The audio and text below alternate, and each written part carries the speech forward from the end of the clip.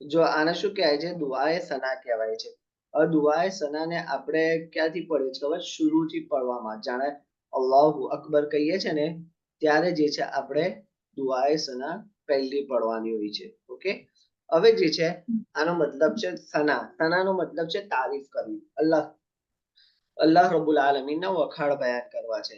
હવે આ દુઆ છે અલ્લાહુમ્મા બાઇદ બૈની વ બૈન ખતાયાય કમા બાઅદત બૈન المشرق والمغرب اللهم نقني من الخطايا كما ينقى الثوب الأبيض من الدنس اللهم اغسل خطاياي بالماء والثلج والبرد أعوذ بالله السميع العليم من الشيطان الرجيم من همزه ونفخه ونفثه આ દુઆએ સના છે. હવે આપણે આનો આખો તર્જુમો જોઈએ કે આપણે આ દુઆએ સના પડીએ છીએ તો શરૂથી જ આપણે શું કરી રહ્યા છે એ વિશે ઇન્શાલ્લાહ આપણે જોઈશું. આપણે જે છે પહેલા જ કહી રહ્યા છે ए अल्लाह मेरे और मेरे गुनाहों के दरमियान इतनी दूरी कर दे जितनी दूरी मशरिक और मगरिब के दरमियान में એટલે કે આપણે અલ્લાહ રબ્બુલ આલમીનથી દુઆ માંગીએ છે કે અલ્લાહ તાલા મારા અને મારા ગુનાહોના વચ્ચે એટલી બધી દૂરી કરી દે જેટલી દૂરી મશરિક અને મગરિબ વચ્ચે છે. એટલે ખબર પડી? પશ્ચિમ અને પૂરબ વચ્ચે છે. પશ્ચિમ અને પૂરબ વચ્ચે કેટલી બધી દૂરી હોય છે ને રૈયાન, રેહાન, અબ્દુલ્લાહ, કેટલી બધી દૂરી હોય છે પશ્ચિમ એના વચ્ચે. તો આપણે એ જ અલ્લાહ રબ્બુલ આલમીનને કહીએ છીએ કે અલ્લાહ રબ્બુલ આલમીન મારા અને મારા ગુનાહોના વચ્ચે એટલી બધી દૂરી પેદા કરી દે જેટલી દૂરી મશરિક અને મગરિબ, પૂરબ અને પશ્ચિમ વચ્ચે છે. એનો મતલબ એ થયો કે મને ગુનાહોના વચ્ચે ફસાય જ નહીં, મને એટલી બધી દૂર કરી દે. પછી શું કહીએ છે કે એ अल्लाह मुझे गुनाहों से इस तरह पाक साफ कर दे जैसा कि सफेद कपड़ा मैल से पाक साफ होता है. આપણે શું કહીએ કે અલ્લાહ તાલા મને મારા ગુનાહોથી એવી રીતના પાક સાફ કરી દે જેવી રીતના સફેદ કપડા મેલથી પાક સાફ થાય છે. આપણે સફેદ કપડા પહેરીએ છીએ ને, અક્ષર સફેદ કપડા ક્યારે પહેરીએ છીએ? શુક્રવારના દિવસ પહેરતા હોય છે. સાચી વાત ને રૈયાન, અબ્દુલ્લાહ? હવે શુક્રવારના દિવસ આપણે પહેરતા મેલા એકદમ થઈ ગયા હોય છે તો શું કે આપણે મમ્મી આપણા કપડા ધોવે છે, મતલબ શું કે એકદમ સાફ કરી દે છે. તો આપણે એ જ કહીએ કે અલ્લાહ તાલા મારા કપડા મને જે છે મારા ગુનાહોથી એવી રીતના પાક કરી દે જેવી રીતના સફેદ કપડા મેલથી પાક સાફ થઈ જાય છે. પછી કહે છે કે અલ્લાહ તાલા मेरे गुनाहों को पानी से बर्फ से और ओलों से धुल डाल. શું કે છે? બરફથી હે ને મારા ગુનાહોને પાણીથી, બરફથી અને ઓલા કોને કહીએ છીએ? આપણે શબનમ કહીએ છીએ ને સવારે, ખબર છે? હવારના અંદર આપણે ઘાસ ઉપર જોઈએ છે યા પછી અગાસી ઉપર જોઈએ છે તો કેવું એકદમ લીલું લીલું છમછમ દેખાય છે, ખબર છે?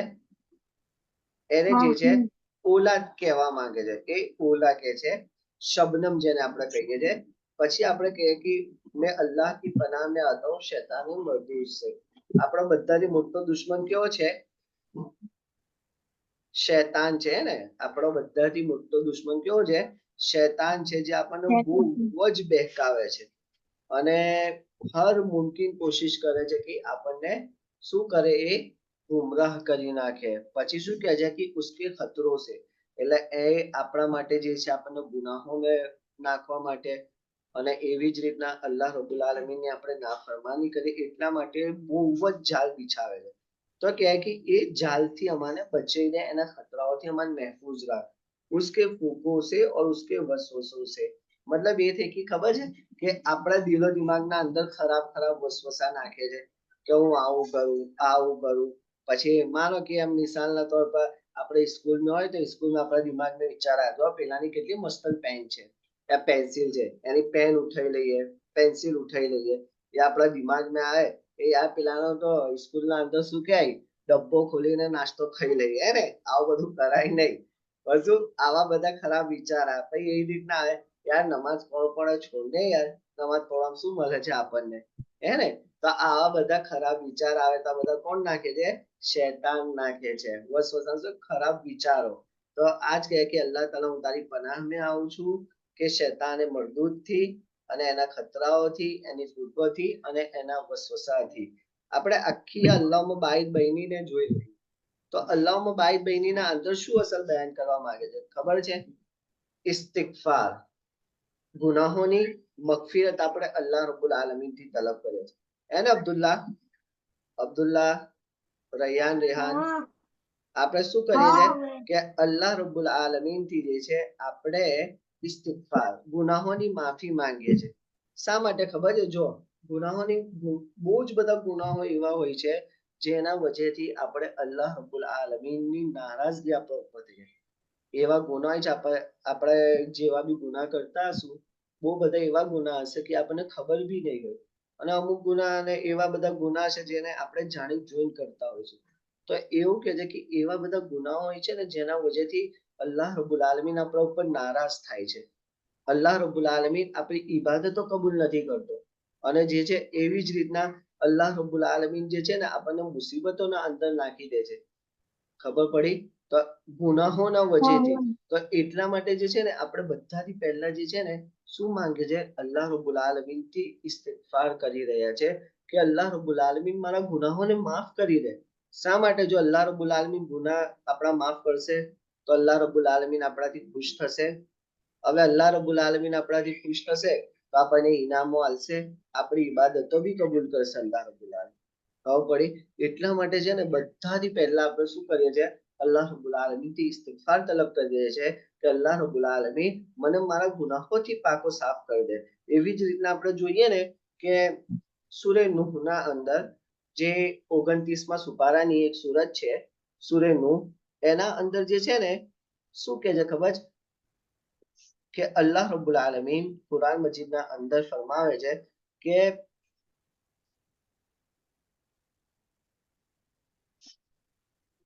ફકુલ तुस्तगफिरू रब्बकुम इन्नहु कान गफ्फारा, कि मैंने कहा कि अपने रब से अपने गुनाहों को बख्शाओ.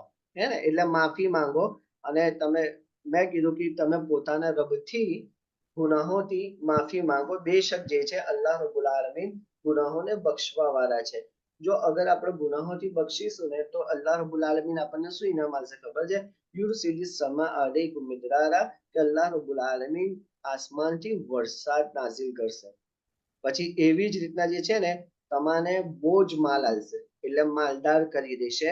અને ઔલાદ મેં તરક્કી પણ આપશે. ખબર પડી? અને ઔલાદ મેં તરક્કી પણ આપશે.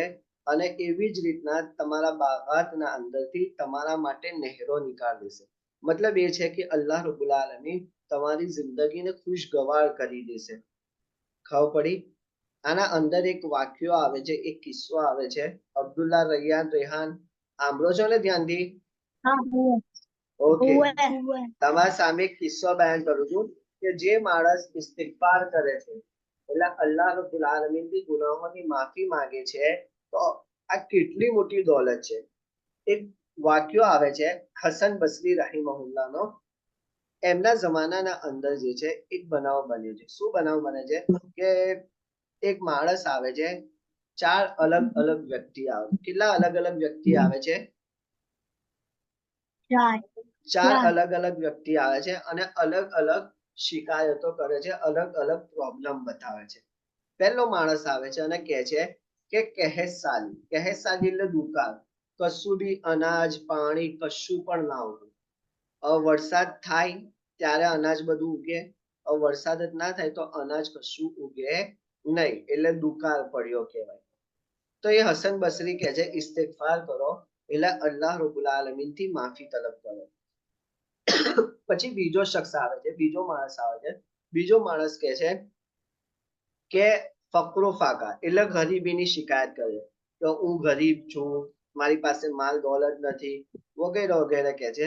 તો હસન બસરી કહે છે કે તમે ઇસ્તિગફાર કરો. ત્રીજો માણસ આવે છે અને કહે છે કે ભાઈ મારો ભાગ ફૂંકાઈ ગયો છે, મતલબ મારા ધંધાના અંદર કશી બરકત નથી. હવે પડી? મારો ધંધો બહુ લોસમાં ચાલી રહ્યો છે.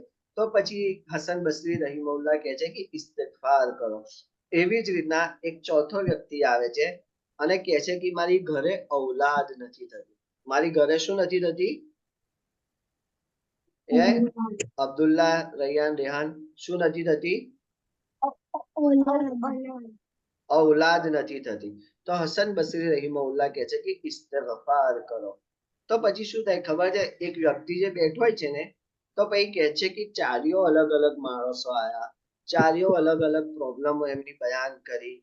ખબર પડી, એકે આઈને કીધું કે ભાઈ દુકાળ ચાલી રહ્યો છે, બીજા આઈને કીધું કે ભાઈ હું ગરીબ છું, ત્રીજા આઈને કીધું કે ભાઈ ધંધાના અંદર લોસ ચાલી રહી છે, ચોથા વ્યક્તિએ આઈને કીધું કે મારી ઘરે ઔલાદ નથી થતી. અને જે છે તમે એક બધા વ્યક્તિને એક જ સોલ્યુશન બતાવી કે ભાઈ જુઓ તમે ઇસ્તિગફાર કરો, અસ્તગફિરુલ્લાહ અસ્તગફિરુલ્લાહ, અલ્લાહુમ્મા ગફિરલી અલ્લાહુમ્મા ગફિરલી, અને અલ્લાહ રબ્બુલ આલમીન થી જે છે શું કહેવાય તમે ઇસ્તિગફાર બયાન કરો.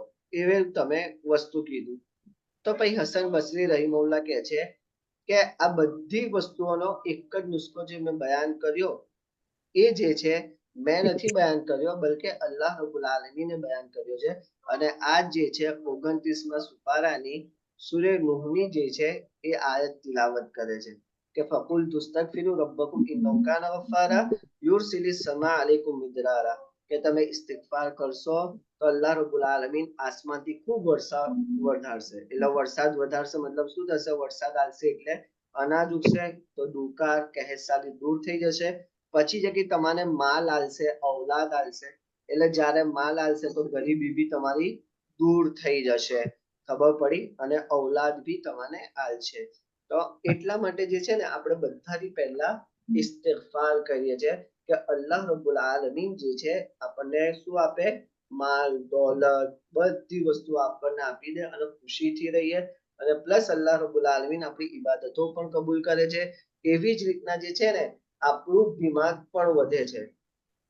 બદામ ખાવાથી દિમાગ વધે ને, યાદદાશ્ત વધે ને. હે અબ્દુલ્લા, રૈયાન, રેહાન, બદામ ખાવાથી વધે ને? ઓકે, વધે આપણું. હવે એવી જ રીતના જે છે ને આપણે ગુનાહો કરીએ ને, મતલબ મા બાપને સતાવતા હોય, ટીવીઓ જોતા હોય, સિરિયલો જોતા હોય, તો આપણી યાદદાશ્ત પણ કમજોર થઈ જાય. ખબર છે એ ગુનાહો કરવાથી આપણી યાદદાશ્ત બી કમજોર થઈ જાય. મતલબ એ શું છે કે અગર આપણે ગુનાહો ના કરીએ તો આપણી યાદદાશ્ત મજબૂત થાય. ખબર પડી, ખાલી બદામો ખાવાથી જ આપણી યાદદાશ્ત નથી વધતી, બલકે જે છે બદામો ખાવ બી અને જે છે ગુનાહોથી બચો બી, તો જ જે છે આપણી યાદદાશ્ત વધે છે. ખબર પડી આપણે દુઆએ સના કેમ પડીએ છીએ શુરૂના અંદર, એનો તર્જુમો શું છે ખબર પડી?